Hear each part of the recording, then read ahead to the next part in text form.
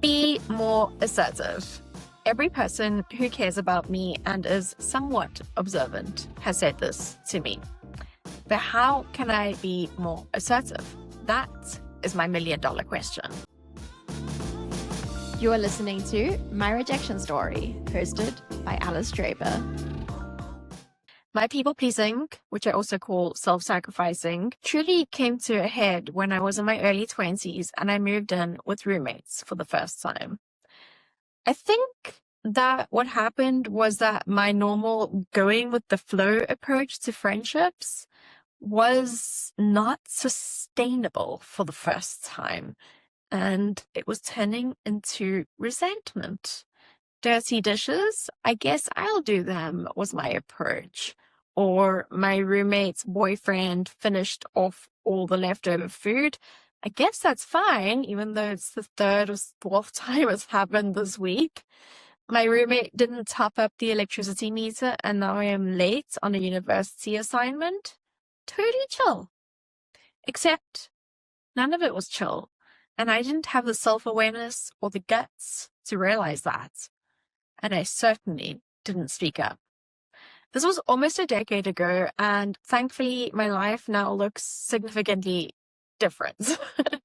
I have shared layers upon layers of myself, and often in group settings, I now find that I'm most assertive, or I am the assertive one. I'm the one that's speaking up and asking someone to move over tables because they kind of took over our table. It's still blows my mind that this has happened. And so this is a question a lot of you have raised, and I decided to dig into the research on how people with ADHD and rejection sensitive dysphoria like me can stop people-pleasing, or in my preferred terms, self-sacrificing. While people-pleasing is not in the official diagnostic criteria for ADHD, which is what I spoke about last week, and there isn't a single solid study that measures people-pleasing directly, and directly pins it to ADHD. ADHD is still closely tied to a few things that I think can absolutely turn you or me into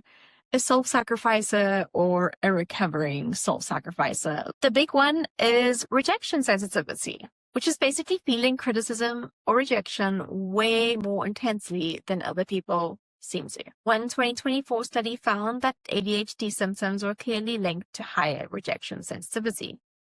There's also emotional dysregulation, there's masking, there's the fact that one recent study found that over 90% of adults with ADHD have said that they mask in social situations. And so the million-dollar question is, how can you best address this? So the first thing is to calm the storm before you do anything else.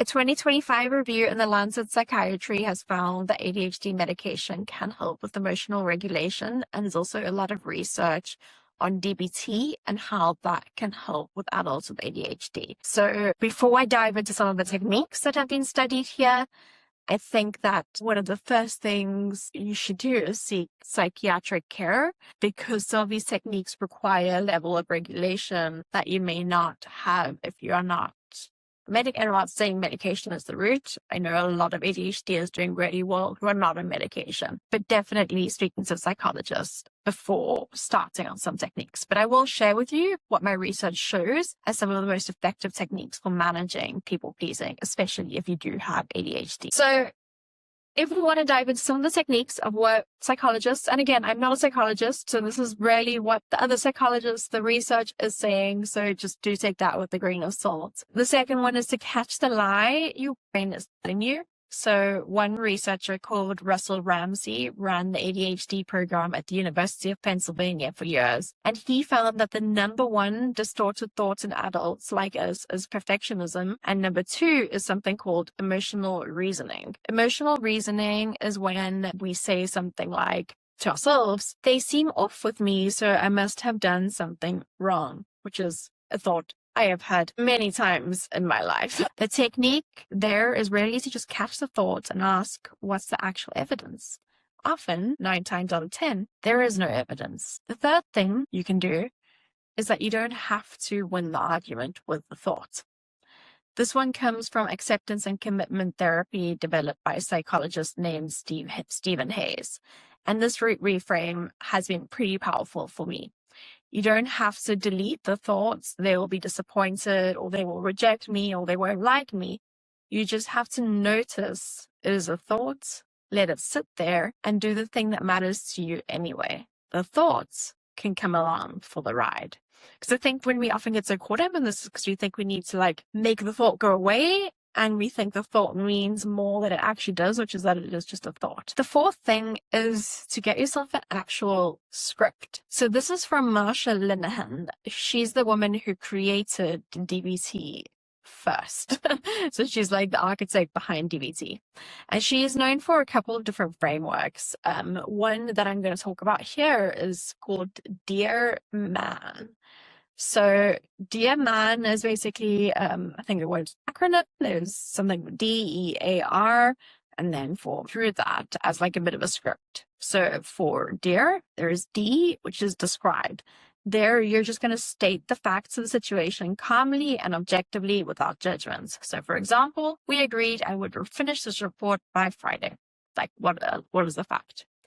Second is E, express. Share your feelings or opinions using I statements, avoiding blame. For example, I am feeling stressed about meeting the deadline. And in the case of rejections, like I am stressed that they are going to reject me or hate me because I didn't meet the report. A, assert. Clearly ask for what you want or say no firmly. Do not assume that the other person can read your mind. So that would be, for example, I need an extension until Monday. And then R is reinforce. Explain the positive effects of meeting your needs. If I have the extra time, the final product will be way more accurate. And then there is man. M is mindful. Stay completely focused on your goal. If the other person deflects or attacks, gently ignore it and act like a broken record by calmly repeating your request. A, appear confidence, which is where you maintain direct eye contact, use a steady voice, and adopt open, confident body language.